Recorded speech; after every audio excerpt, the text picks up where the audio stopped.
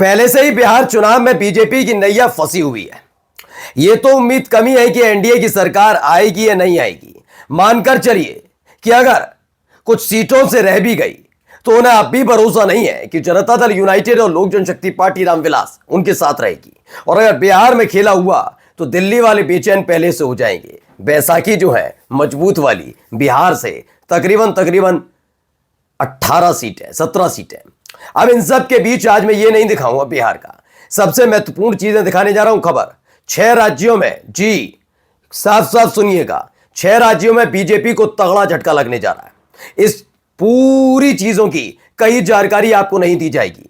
कहीं पर भी इस देश का गोदी मीडिया चीख चीख कर नहीं बता रहा कि 6 राज्यों में बीजेपी के होश फाख्ता होने जा रहा है। इतनी जबरदस्त हार, वहां पर हालत खराब होने जा रही है। क्या सुपड़ा साफ हो जाएगा? ये तमाम चीजें आज आपको दिखाने जा रहा हूं। इनमें से एक राज्य तो ऐसा है जहां पे हाल ही में बीजेपी ने अपनी सरकार बनाई थी, लेकिन लोकप्रियता का आलम देखिए, बीजेपी का कोई नाम तक लेना नहीं चाहता।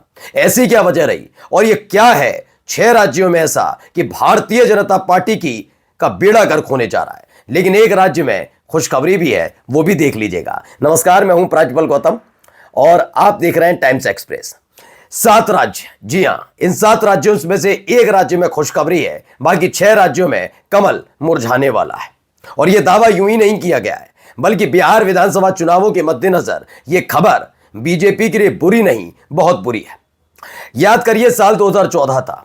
14 के बाद से लगातार एक राज्य से दूसरे राज्य, दूसरे से तीसरे, चौथे, पांचवें, छठे, सातवें, आठवें कई राज्यों में बीजेपी ने सरकार बनाई। हां, यह बात भी सच है कि भारतीय जनता पार्टी कुछ राज्यों में कमाल नहीं दिखा पाई।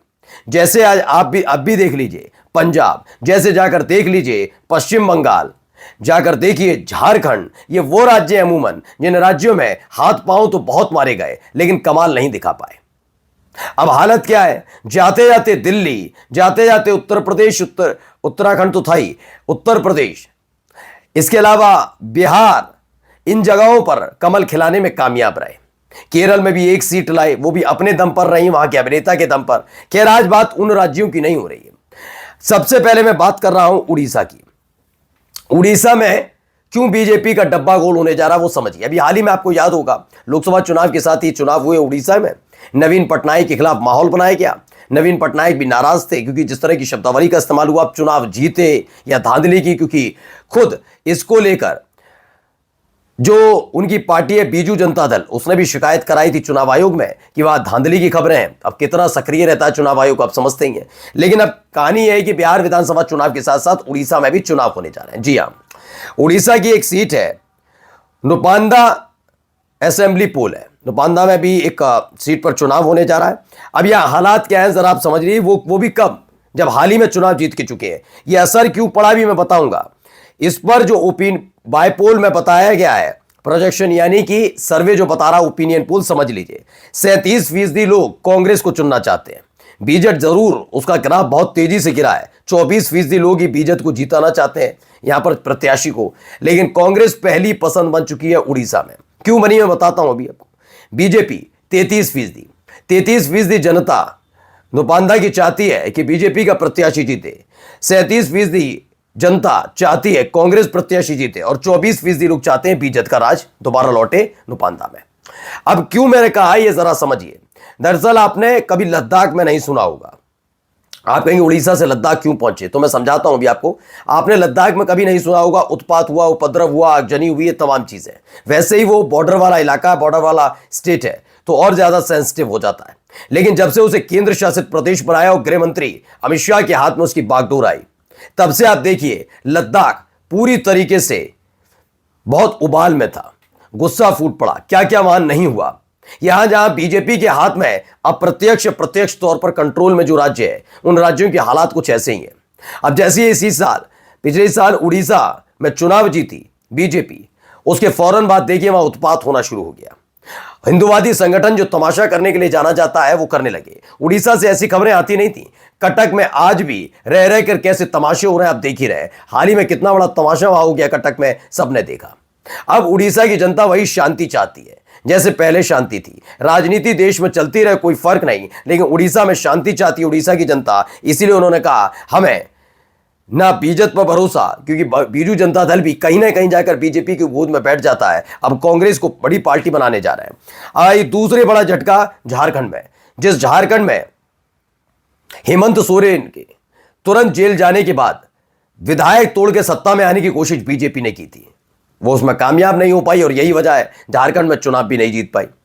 अब हालात क्या है जरा देखिए, यहां घटशिला विधानसभा सीट है, वहां पर उपचुनाव होने जा रहा है। वहां पर जेएमएम झारखंड यानी जेएमएम को 54 सीटें मिलने जा रही। 54% लोग चाहते हैं, माफी चाहूंगा, 54% लोग चाहते हैं कि घटशिला में जेएमएम का प्रत्याशी जीते। 39% लोग चाहते हैं कि बीजेपी का प्रत्याशी जीते। और जेएलकेएम झारखंड के लिए 3% लोग कहते हैं कि 3% लोग कहते हैं जेएलकेएम के जीते, अदर 4%। ठीक है, अगला राज्य आइए, ये तीसरा राज्य है जहां बीजेपी को झटका, तरन तारन पंजाब। हमेशा शिरोमणि अकाली दल के दम पर सत्ता में आने की कोशिश करती रही बीजेपी, लंबे समय से पंजाब से आउट है। पहले कांग्रेस और उसके बाद आम आदमी पार्टी। अब हालात क्या है, एक बार फिर से आम आदमी पार्टी के नाम पर है। तरन तारन में जो सीट पर जो चुनाव होने जा रहा है, बाईपोल में बताया गया है कि तकरीबन 34% लोग चाहते हैं कि आम आदमी पार्टी की जीत हो। दूसरे नंबर पर अकाली दल के लिए चाहते हैं 26%, कांग्रेस के लिए 22%, इंडिपेंडेंट जो है स्वतंत्र उम्मीदवार निर्दलीय, उनके लिए भी 9% लोग चाहते हैं उनमें से कि 9% में से कोई निर्दलीय इस बार तरन तारन का विधायक बने। यहां नीचे जाकर बिल्कुल भारतीय जनता पंजाब में कितनी लोकप्रियता है, क्योंकि हाल ही में बाढ़ आई थी और उसके बाद जो एहसान करके आए थे मोदी जी, सबने देखा।